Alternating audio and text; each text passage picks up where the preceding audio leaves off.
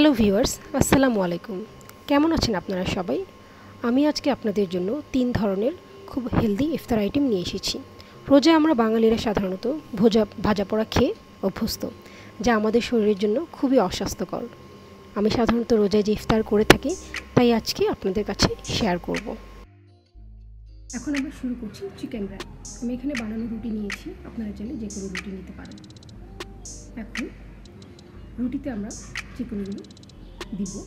Chicken কিমার এই রেসিপিটা আপনাদেরকে আমি পরে একবার শেয়ার করব। তারপর নিচ্ছি শসা কুচি, তারপর দিব কাঁচামরিচ কুচি, পেঁয়াজ কুচি,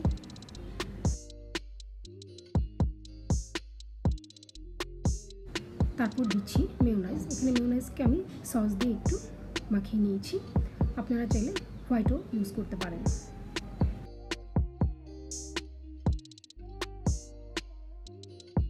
এভাবে আমরা সবগুলো রুটিকে এভাবে র্যাপ করে ফেলব।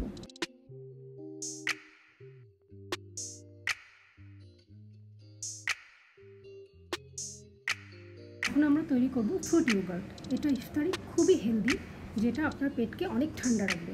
আমি এখানে শুধু আপেল আর কলা নিয়েছি, আপনারা চাইলে যে কোনো ফ্রুটস আপনারা নিতে পারেন। প্রথমে দিচ্ছি আপেল, কলা, তারপরে দিব ইয়োগার্ট। এভাবে আমি ভাগে ভাগে সাজাবো। আমি এখানে টক দই ইউজ করেছি, যেটা আমি সবসময় ইফতারে খাই। আপনারা চাইলে এখানে মিষ্টি দই নিতে পারেন।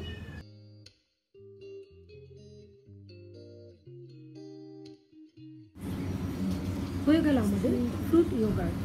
এরপর চলে যাচ্ছি আমরা পরবর্তী রেসিপিতে। এখন আমরা তৈরি করছি খুব হেলদি একটা মিক্স সালাদ।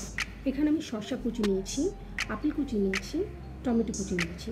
আপনারা চাইলে অন্য যে কোনো ফ্রুটসও ইউজ করতে পারেন। সাথে নিচ্ছি একটা ডিম সেদ্ধ। এখন দিচ্ছি 1 চামচ মেয়োনাইজ।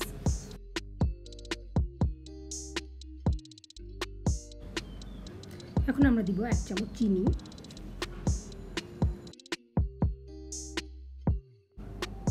তারপর দিচ্ছি আমরা গোলমরিচের গুঁড়া 1 চামচ। আপনারা চাইলে এখানে সাদা গোলমরিচ ইউজ করতে পারেন।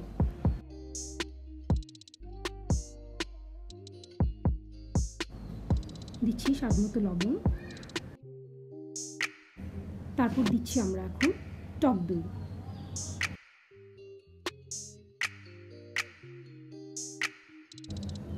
এখন আমরা এটা খুব ভালোভাবে মিক্স করব।